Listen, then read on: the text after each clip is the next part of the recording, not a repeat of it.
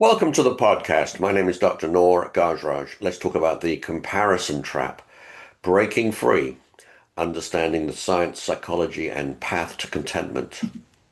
The foundation, why we compare, the core drive, Festinger's social comparison theory. Humans have an innate drive for accurate self-evaluation of their abilities and opinions. When objective measurements aren't available, for example, how to measure good art, we evaluate ourselves by comparing to others. This is the original foundational framework for the comparison trap concept. Quote, a person's self-evaluation of his opinions and abilities is a continuing process. The trap explained, upward versus downward. Type of comparison, upward. The focus, someone perceived as better, richer, more successful, better looking. Impact on well-being often leads to envy, dissatisfaction, and low self-esteem. The connection to the trap, this is the trap, correlated with depression and anxiety. Downward comparison.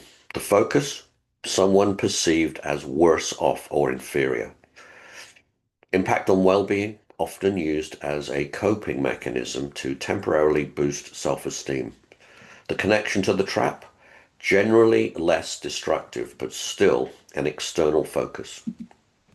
The trap is essentially an addiction to upward social comparison against an unfair standard. The modern problem, the highlight reel. Unfair by design, your insides versus their outsides. We are intimately familiar with our own private insecurities, fears, and struggles.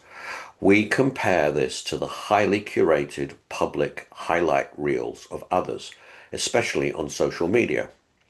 Comparing your weaknesses to another person's strengths is a surefire recipe for unhappiness. Quote, the reason why we struggle with insecurity is because we compare our behind the scenes with everyone else's highlight reel. The odious truth, quotes and proverbial wisdom. The thief of joy. Comparison is the thief of joy. Theodore Roosevelt. Comparisons are odious.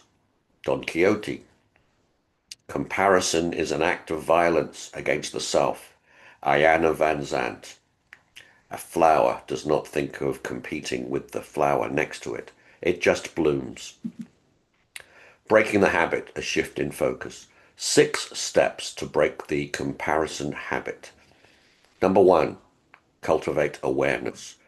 Bring the comparison thoughts to the forefront of your consciousness. Tell yourself, stop that. Number 2, count your blessings. Immediately pivot your focus to what you do have, your resources, your people, your life. Number 3, focus on your strength. Celebrate what you are good at and use them. Don't look at your weaknesses. Number 4, embrace imperfection. You are not and will never be perfect. Your imperfection is part of your unique value. Number 5, stop knocking others.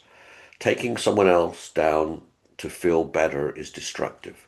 Support others' success. Number 6, mind your own business. Focus on your own journey. It has nothing to do with what others have or are doing.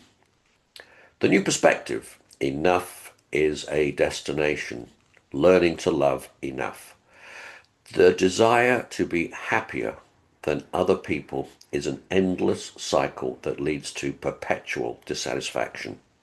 If you always want what others have, you will never have enough, no matter how much you acquire. Learn to realize that what you have, shelter, food, clothes, and people who love you, is already enough. Thinking of comparisons as a form of ingratitude can help you seek more truthful, appreciative lenses. In conclusion, choose your journey. Stop measuring your worth by an unfair external standard. See yourself on your own terms and celebrate your unique wiring. Life is not a competition, it's a journey. Focus on where you want to go. Final quote: don't compare your life to others. There's no comparison between the sun and the moon. They shine when it's their time. Thank you for listening. Please consider buying my book, 100 Pathways to Longevity, and subscribing to this channel. Thank you very much.